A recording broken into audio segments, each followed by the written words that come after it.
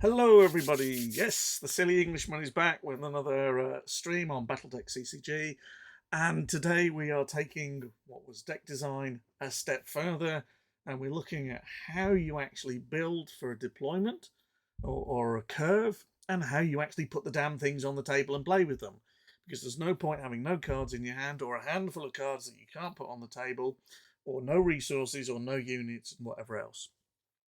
And to do this, I'm going to take two decks that are, well, one of them is definitely out there. The other one I requested and got a copy of.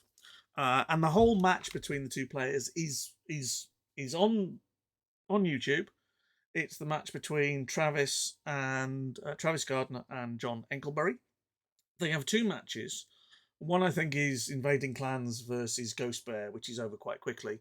And then there's this one, which is an absolute classic. It's a great ding dong battle. Definitely go and watch it, and make your own mind up about a number of plays, because there's some great stuff in there to critique if you want to critique it or look at it and ask questions. But I'm going to focus actually on the deck building elements and how that actually affects the first few turns of this particular match, which are very important to get off to a good start. So this is the Boom Wolf or Wolf versus Steel Viper match. And here on the screen, you've got it here, is the YouTube. I have cut and paste the link into Twitch chat. So for those of you that want to see it, there's a link there. If not, go off to the Renegade HPG site and have a quick scroll down for it. As I said, it's a real fun watch. So this is where we have Travis's deck, which flashed up on the screen, which is great for me. And we can see that it's actually Peter Sundholm's Boom Wolf that Dave Hymas played and came third in 1999, where Tom Shyster Smith won with the Gorge Master. However, this is under the league rules last summer, so it's 9 months old, whatever. And the league rules apply the Magic of the Gathering card limit of 4 per deck. I still don't understand that. As I said, Magic of the Gathering, 40 cards up, 4 per deck, 1 in 10. Battletech, fixed, 60 cards, 1 in 10. I don't see why that's changed. People say card diversion and whatever else, and whatever else. I think that's down to what's available to you and how you design your deck. And if 6 is the original limit, then I personally do not see any reason to change it.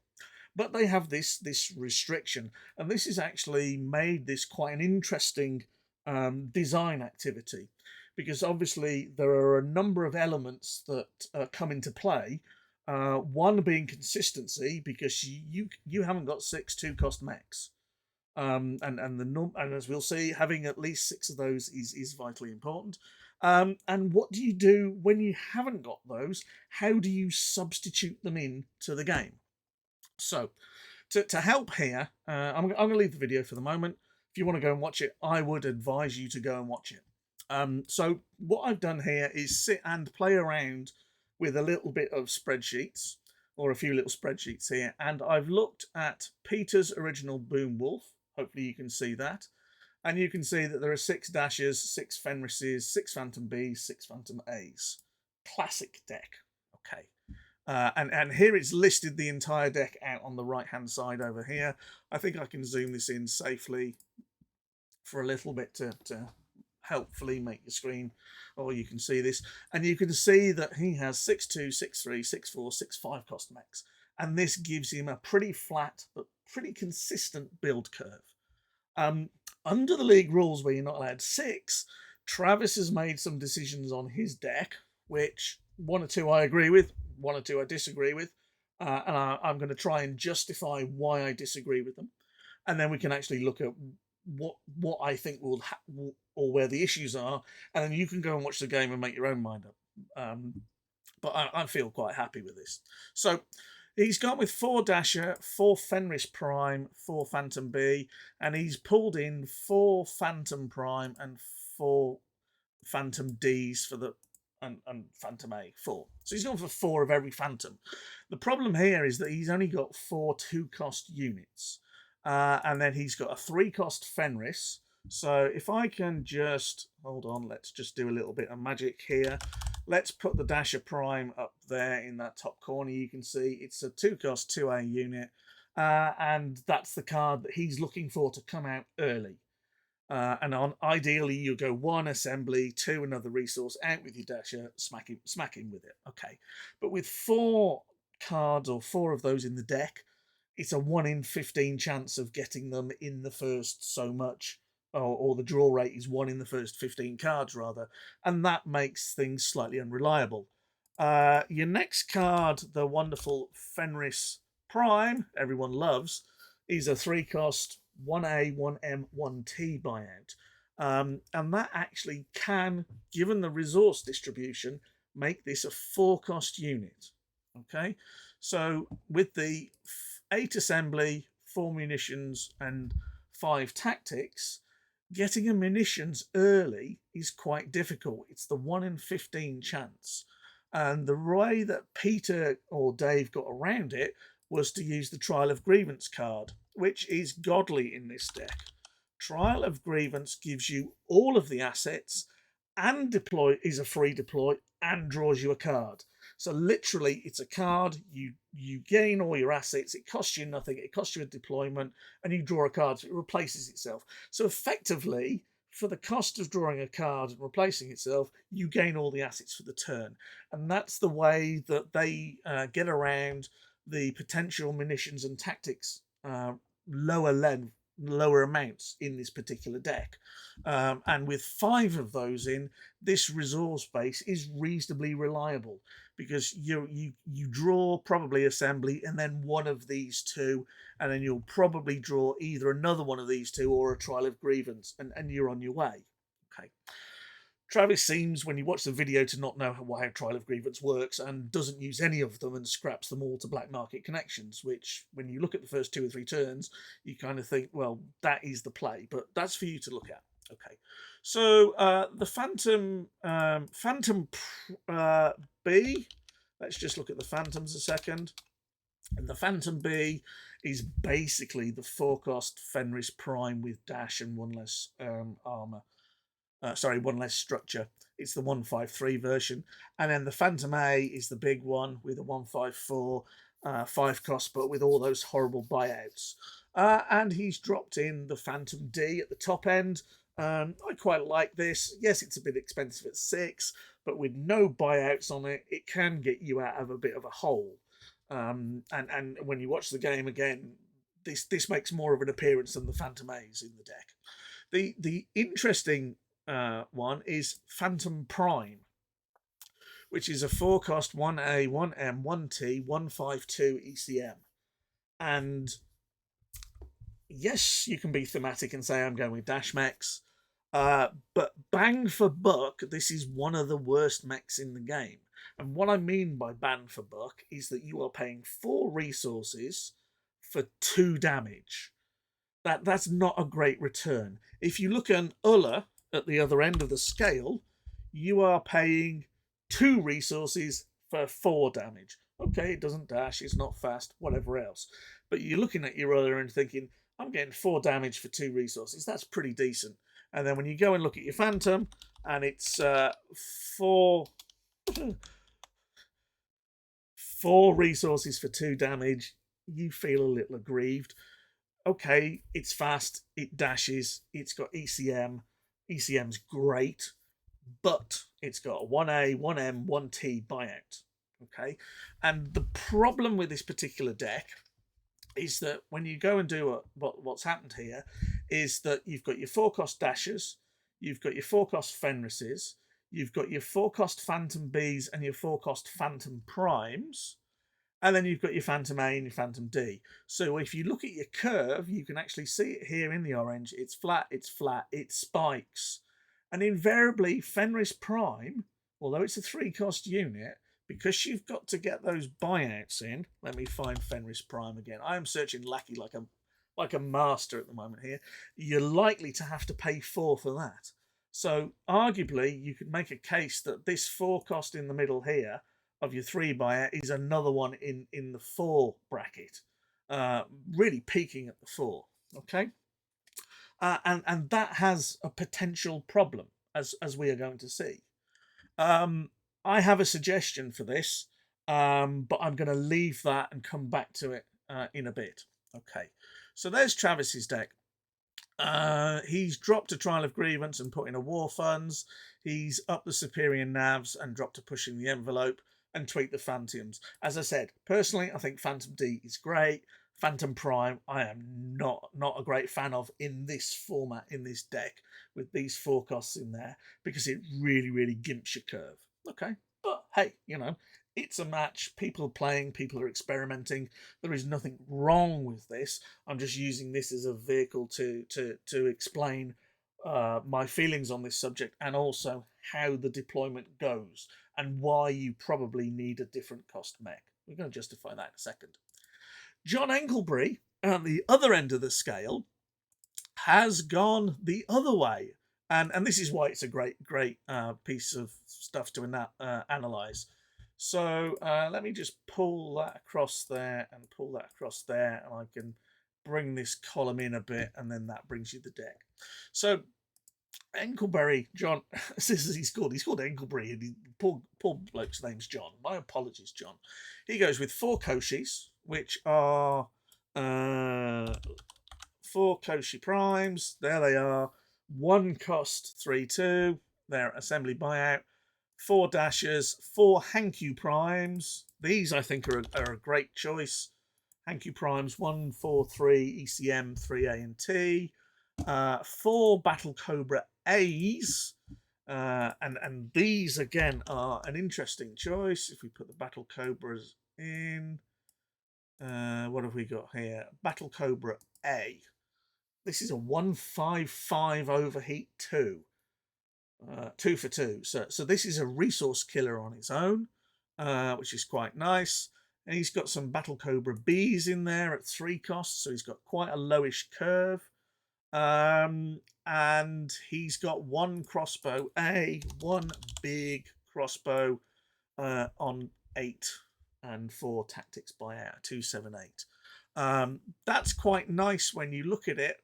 However, and I've got the maths on the side here, it's only 23 mechs. I think that's a little short. And when it comes to the resources, Enklebury's gone the other way, arguably. 10 assembly, 12 tactics. Okay. Personally, I think that's a little much, especially when you've got so many Koshis and Dashers and only 23 mechs. That's a lot of raw resources. 2 repair facility, which, well, if you've got assembly, do you need repair facility? We can argue that all day. 2 Steel Viper R&D team, 1 Black Market, 1 Perigard. Okay, Perigard I think is a great include because his mission setup is 4 unopposed, 3 Vipers more, 2 Forged Mission Order. And the idea here is that if you let it through, he plays unopposed. If you don't let it through, he plays Forged Mission Orders. Or if he wants, he can pull everything in with Vipers more either. And if you look at my Vipers More tutorial on YouTube a little while ago, there are 2 ways to play it. One, you go in with something really light that's going to die and suck in all his mechs, or you go the other way and you go in with something heavy, he chumps, and you pull in another something small to kill that off. There's only 1 crossbow here, so it's likely that Vipers More is going to be Koshi food, and then the damage is going to come through when you're all tapped out. So you can see Enklebury's curve here is a lot lower. Much lower. 4 at 1, 4 at 2, 4 at 3, quite reliable. 6 at the 4 cost, because he's got, is that right? 6, yeah, he's got 2 Hankyu C's. C's? No, I said primes.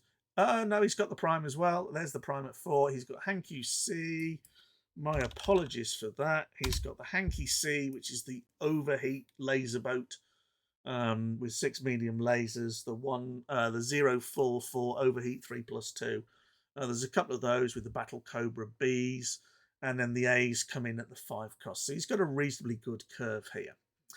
The problem with the deck is that there's not much after it, and there's too many resources. And when you watch the game, Enklebury gets a good start, and in the mid game, he draws 2 resources, he draws 2 resources, he draws 2 resources. And again, I've got ideas about what should go on to that deck to improve it. But when you look at the two here, you can compare the two costs. Let me just reduce the zoom a tad. You can look at the two deployment costs on here, and you can see Anklebury has got a much more reliable start. The mid game's about the same, and he's got a little bit more maybe at the end if he builds it. Okay, so why am I unhappy about Phantom Prime going in there, along with the Phantom B at 4 cost, and arguably the Fenris Prime, which is a 3, but he's likely going to be a 4. And the answer is in the deployment strategy for each of these decks. And this comes back to A, the resources, and B, the costs of the units. So here I'm going to look at, in fact, I'm going to go back and look at Travis's deck, and I'm going to say what I would have put in. Okay, this is my version. Okay, I would have gone with 4 Dasher Primes. I would have gone with 8 Fenris Primes, but I would have included, instead of the Phantom Prime, I would have included the Hankyu Prime that Anklebury included, which is the 1-4-3 3 cost jump ECM Hankyu Prime, which is 3A and 3T. And for me, this makes a bit of sense because you're actually running more assembly and more tactics. They fit with the unit over munitions. Okay, so I would have gone with the Hankyu Prime instead of the Fenris Prime, kept the Phantom B, kept the Phantom A, kept the Phantom D. There's only a single change. There's nothing fundamentally wrong here. It's just that one decision actually has quite a dramatic skew. So all I've done is effectively move this 8 cost lump here on the 4 cost into the 3 category. And yeah, you might argue still that, you haven't changed your resources. Fenris Prime is going to cost you 4, maybe. But the Hankyu Prime is likely to, if I can get A&T on the table, come out quite nicely. Okay. Keep the rest of it. I would probably keep with 3 Superior Nav and 3 Pushing the Envelopes. I think the War Funds is probably as good as you can get swap out for Trial of Grievance. So, credit to Travis for doing that. That I think makes a lot of sense. Credit for the Phantom D. There's 1 out of 3 or 4 changes here that I disagree with. I think my problem, or the thing I'd say, is it's probably the most fundamental change. When it comes to Anklebury's deck, sorry, John, keep going that. I would probably drop a couple of Koshis and keep the Dashers and the Hankyus and the Hankyu Cs and the A's. I would up my crossbows to 2, and I would add the Nobunori Nin. And a good old Nin. 176 medium. Okay, maybe not quite as durable as the crossbow, but it's 2 assets cheaper. You're running A&T. I think a couple of these in this deck are quite worth it. And I would say, it's 6 damage. It's a jumper. You're reliant on your either your crossbows or your Battle Cobra A's to do 5 damage and unopposed. It does 6, or the crossbows do 7 or 8. 7 for the A, isn't it? Yeah, the B is 6. So you're still getting the same effect, but arguably a little earlier. And it's a 176 versus a 277, is it? 2-8. Where are we? Crossbow 2-8. 2-8. No, yeah, it's a 287. So you lose an armor, you lose a structure, you lose a damage, but it's 2 or 3 points cheaper. I would go with 9 assembly and 9 tactics.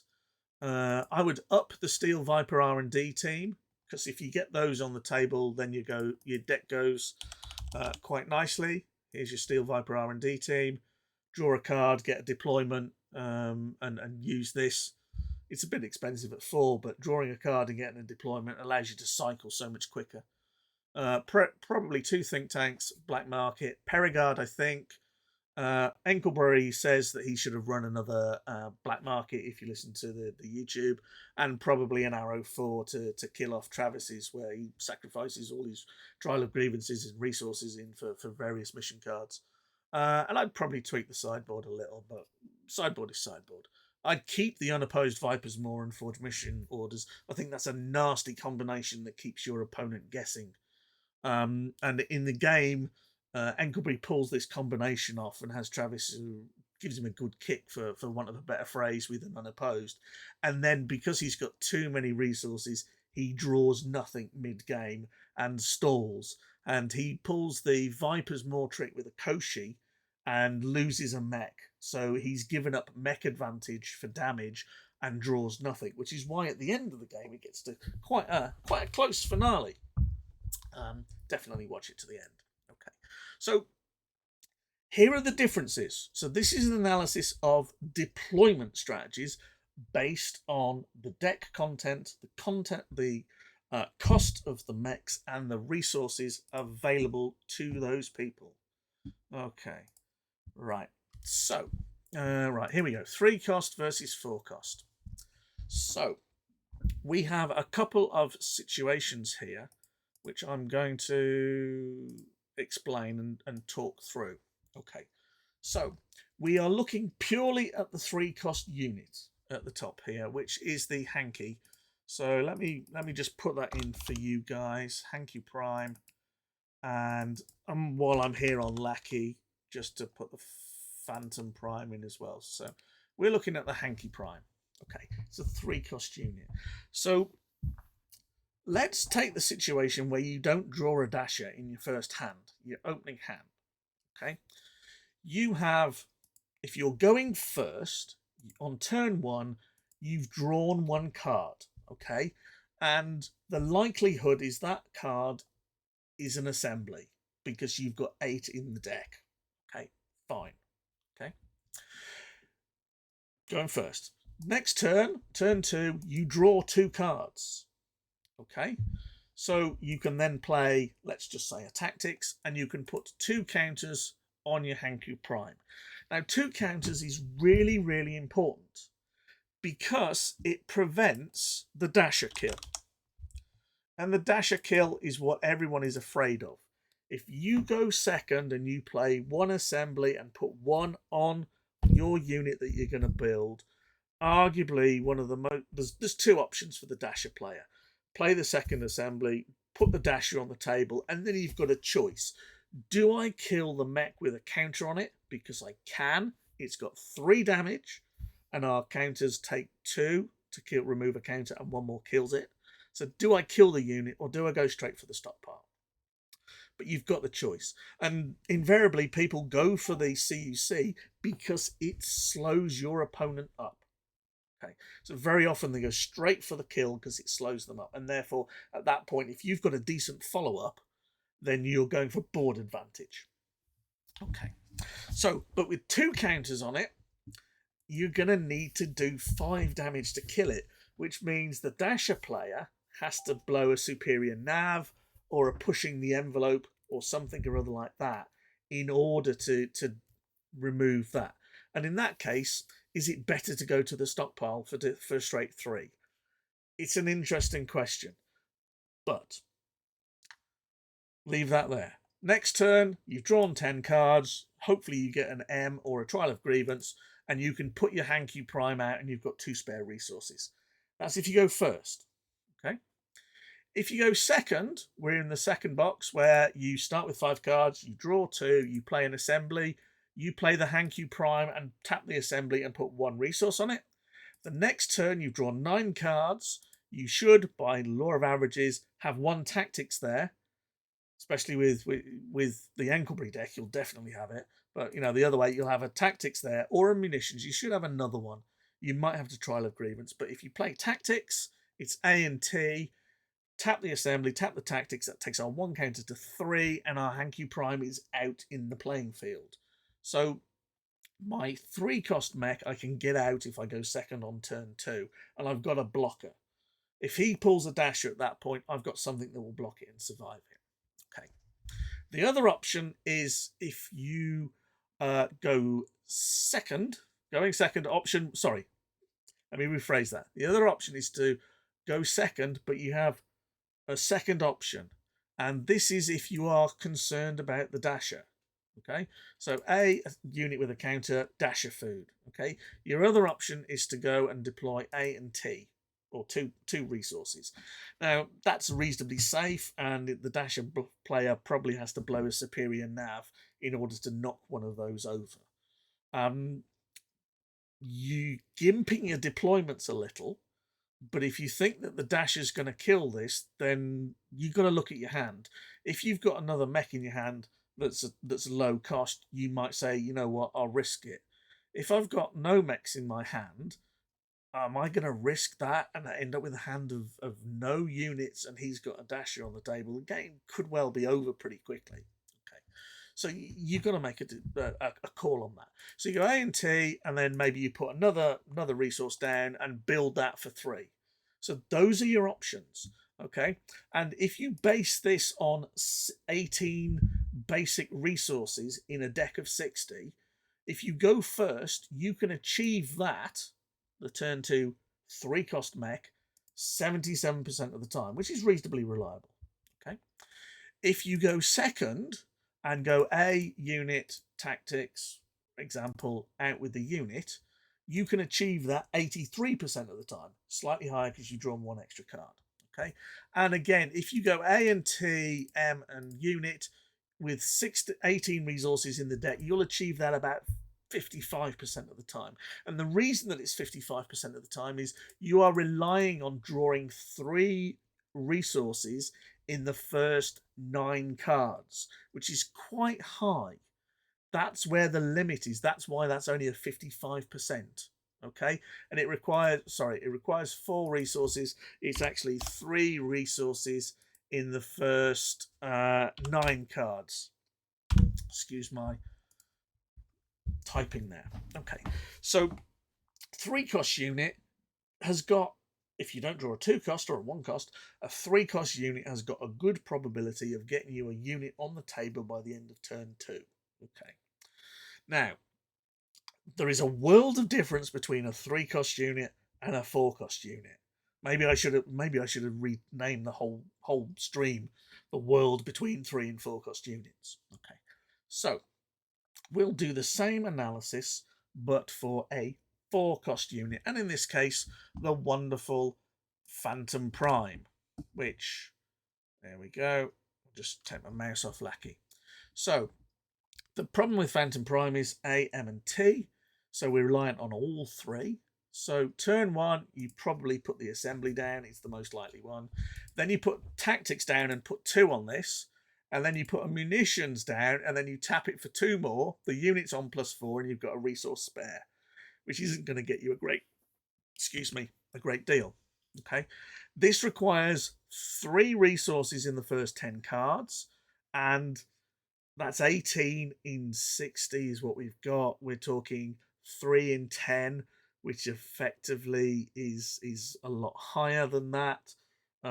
It's more than 1 in 3, so you need probably 22 resources somewhere in that region to achieve that, which is why that happens 44% of the time, which is much less reliable than our 3-cost unit with, and okay, I've gone A and T, but you know, there's an M in there as well, so it's much less reliable. Okay, if you go second, you go assembly and unit with a counter on it. You pray for the gods that he hasn't got a dasher and he doesn't go for it. Then you have to put a T and an M down, and then you've just scraped the 4 to put the Phantom out. Okay, dashes, you can hit for 2. But it requires, again, 3 resources in the first 9 cards, 1 in 3, which means that your resources you need 20 of them, and we're only running 18 basic in the deck, which is what I'm assuming on my analysis. Maybe it's slightly less than that because they're running 8 assembly, 5 munition, no, 5 tactics, 4 munitions, so it's actually 17. So you can argue that it's slightly lower. You'll achieve that 55% of the time, so that's only half the time. And then finally, you've got A and T, which is the second option where you put down 2 resources. You draw the third one and you put 3 on the unit, and then the next turn you've got to put something down potentially and get that unit to 4.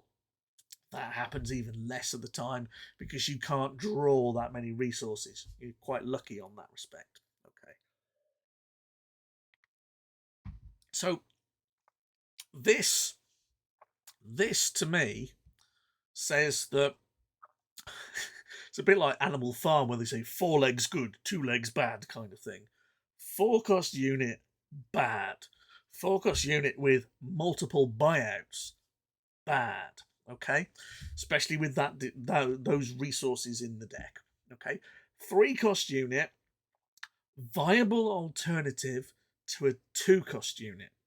So, kind of concluding that if you're running enough resources on the league rules of 4 cards each, you could get away with 4 2-cost unit, 4 3-cost unit, 8 units that cost 3 or less.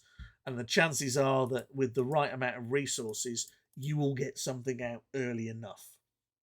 Okay, which is kind of where am I going? Oh yeah, so you can see that's just my graphs and stuff like that.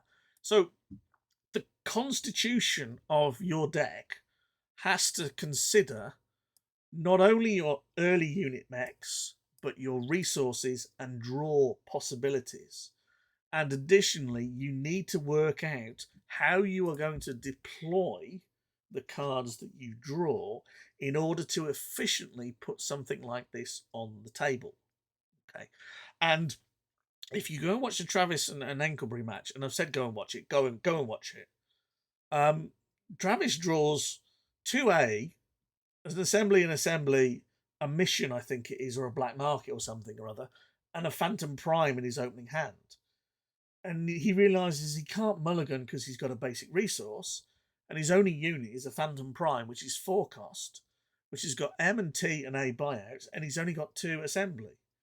And he draws a trial of God, trial of grievance as it's called, and then doesn't use it for some reason. But you go watch it. You come to your conclusions. Okay.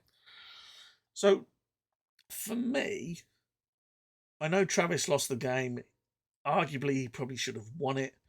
Enkelbury probably should have won it if he'd built his deck better, as in resources and units. I think Travis arguably lost it in substituting in the Phantom Prime. He could probably have got away with something slightly different than Hankey Prime. The Phantom D, if you see that, he actually uses that to quite good effect. And it turns up mid-game and basically keeps him in the match. But the thing for me is the integration, the synergy between the units that you're picking, the resources that are in your deck, and actually how you plan to put them out if you go first, if you go second. And you have to consider both because whoever wins the die roll gets to choose. So it could be that your opponent chooses and you end up going first. Or even if your preferred strategy would be to go second, or vice versa. So you have to entertain the fact that you will not get your choice. So you have to work out how this plays and how you build in the reliability based on the cost of your units. And to that extent, this is why we look at curve. Peter's curve is pretty flat. 6, 6, and 6. He should get a Dasher. He should then get a Fenris and whatever else on the law of averages. But with the Trial of Grievance in there and the 1 buyouts on the Phantoms and the Fenrises, then he finds a way. He always finds a way, or seems to always find a way, or there is always a way there, pretty much. The deck is pretty reliable. And arguably this is where net decking is bad, because you take something and you don't understand how it works, and you change it and you don't understand the fundamentals of it.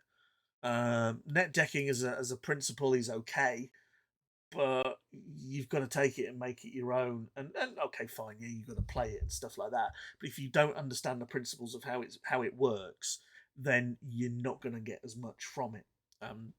So anyway, so his curve is flat. Travis's peaks in the middle, and when he gets a bad draw at the start, it goes a bit sideways. I think this is a bit more reliable. Maybe you want to try it. Fine, try it, see if it works, see if you agree with what I say. Take Enkelbury's deck. I quite like Enkelbury's deck. I think there's a bucket of fun here. I think with a bit of rationale in there, that mission setup is quite thought-provoking and quite awkward to play around. You know, if you let it through, I unopposed it. If you block it, I forge it. If you block it, I moor it.